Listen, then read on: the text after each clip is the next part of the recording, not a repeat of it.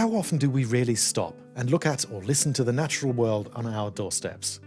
No matter where we live in the world, non-human life is quietly going on around us, whether we take the time to notice it or not. And so this week, we have another naturally connected installment on Living Planet for you. It's by Tamsin Walker in Berlin, and it's about a species that you generally hear before you see them. And when you do get to see them, it's quite fascinating to watch them labour away with their beaks. Enough clues.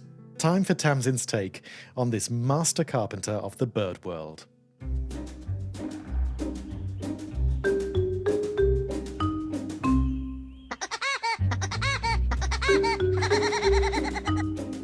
For the longest time, the only woodpecker I'd ever knowingly heard was Woody.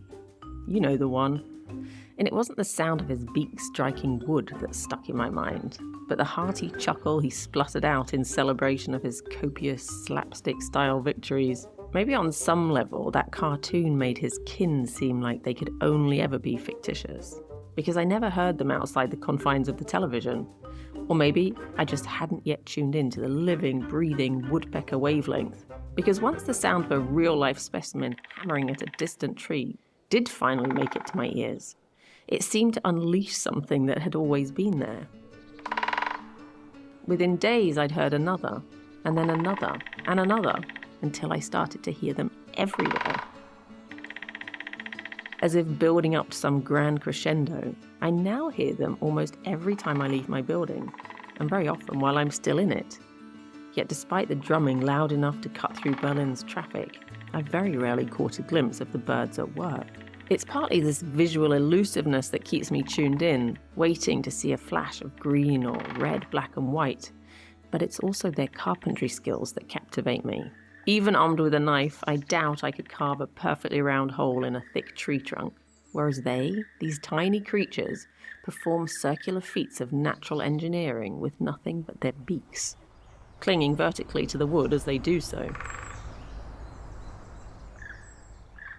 But there's also a perception issue here. Am I really just hearing more of them because I'm focusing on them? Or are there actually more of them about than was once the case? Modern agriculture doesn't allow any insects and ants, so just having corn or having energy plants means you have a very poor variety of plants, and that is bad for the insects. So the city of Berlin is a very richly structured area with lots of different habitats and territories. So lots of birds found out that it's much better to live in a city in Berlin than to be outside in the landscape. You might remember Matthias Janke as the man who introduced me to some of the shadier characteristics of crows in an earlier episode. I've come to meet him at the ruins of a village that once stood on the far side of Berlin's outer bounds. Its location meant it was on land that became automatically absorbed into the German Democratic Republic, also known as East Germany, following the end of World War II. As the subsequent Cold War progressed, the resident regime deemed the little village in the east too close for comfort to its western foes, so moved the locals out and knocked down almost all the buildings. Over time, the area has been repopulated by shrubs and trees, mostly birch. The foundations of houses where families once came together have been covered in velvety layers of luminous green moss and carpets of rotting leaves, earth and foliage, while the forest itself has replaced the walls once fashioned from bricks and mortar. Matthias is a regular visitor. As a keen birdwatcher, he's in his element in this natural village where fragments of the past invite the imagination to paint its own pictures of lives once lived here. It's also a real reminder, though, isn't it, that Yes. that nature just does. Mm-hmm. It just comes back. pulls its yeah. Fortunately does. If we give it a chance, then things can turn into into nature again.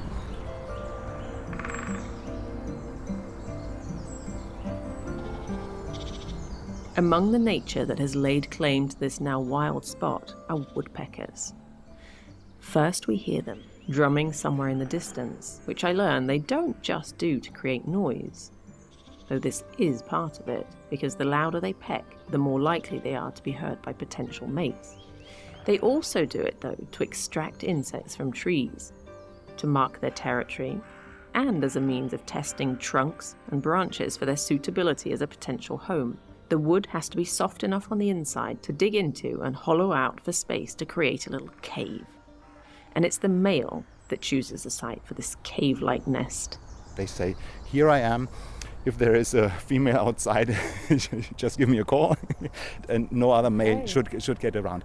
Does that mean that so then they find their tree and then they stay there? Yes, they build a nest? Sometimes they have to. Sometimes they offer the different caves and say, "Would you like this one?" Second floor. Well. My eyes are on alert, hoping to catch a sight of one of these creatures that rely on the strength of their beaks for food, accommodation, territory, and ultimately reproduction. These birds that can drum on the surface of a tree as often as 12,000 times a day without damaging their brains. These birds that have a long, sticky tongue that unfurls to enable them to get to insects hiding in faraway places. These birds whose meticulously crafted nests, once abandoned, serve as homes for other birds and smaller animals such as squirrels. And as if reading my mind, a pair flies into view. Oh, there's two woodpeckers. There's two of them. So they are already a couple, I would say. The male has got a red cap and the female has got a black head. But if they are so peaceful together, then they are looking for food together. There's something magical about seeing them, even just for the instant they stay within my range of vision. These grated spotter woodpeckers going about their business. I might not know much about bird behavior, but they clearly, visibly seem harmonious. Their wooded bliss, however, is not shared by all the woodpeckers in the forest. Far from it, for there are clearly battles to be fought and won in the name of a mate.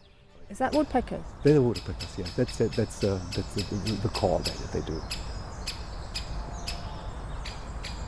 It's two of them. And this is another one. So this is an area full of great spotted woodpeckers. There's three of them. Okay, so there's a fourth one. It's about territory now. He's showing him the way out. You are not welcome here. Get out here.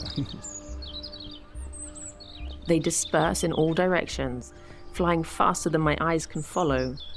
And it strikes me that they are of course completely oblivious to me and my interest in them. They're not out looking for humans to lift their bird souls. They don't need to go in search of wildlife to sustain or rekindle a relationship to the world around them. For they live entirely within its natural rhythms. They literally drum to its beat. And that is as fascinating as it is humbling. It's also a gentle reminder of the incredible ways the world is always in movement, whether we're watching or not. And I'm not the only one who sees it this way. For me, it's very important to spend as much time as I can afford out in what we call nature. For me, it is a source of joy. I'm amazed by the beauty of the birds, of the beauty of their songs, of the skills they have. I'm amazed about what these little animals are able to do, and it's just like walking through a gallery and seeing artifacts. So it's just good for the soul, I think, not just to look at all the things that are going wrong, but to enjoy these creatures, these beings among us, and how simple they live. I'm sure it's not comfortable to sit in a tree while it is raining, and they get up in the morning and they sing a beautiful song. Yeah, sometimes I think this simple kind of life is attractive compared to us running through the town and trying to have all the things together and get all the things done we need to.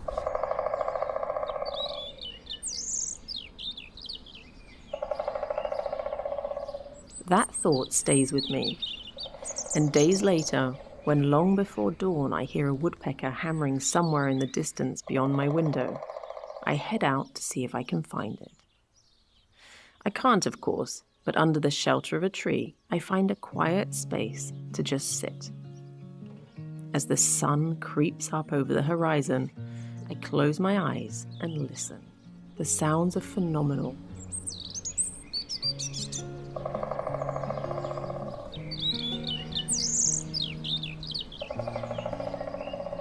Punctuated by the occasional drumming of a woodpecker or even honking of a wild goose. Blue tits, goldfinches, crows, magpies, pigeons, and countless other birds I can't begin to identify sing their hearts out, filling the skies with what can only be described as beautiful music.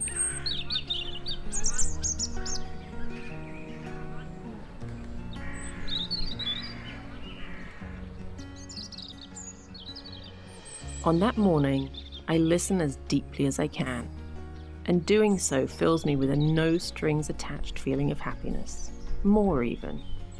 Genuine joy at simply being here and slipping into a pocket of time to share in the experience of the world around me, the world of which we are all a part.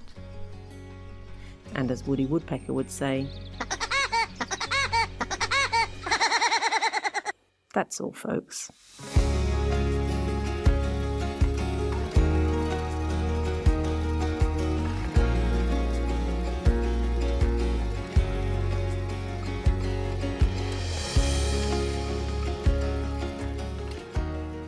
This episode of Living Planet was produced by Tamsin Walker and edited by me, Neil King. Our sound engineer was Gerd Georgi. If you liked this episode and would like to hear more installments like this, just look for Naturally Connected in the Living Planet podcast feed. We produced several of these over the course of 2024, and they're all well worth a listen, especially if you're looking for some fun environment content to unwind and learn something new at the same time. That's it for now. Thanks for listening and for sharing Living Planet. My name is Neil King. Bye for now.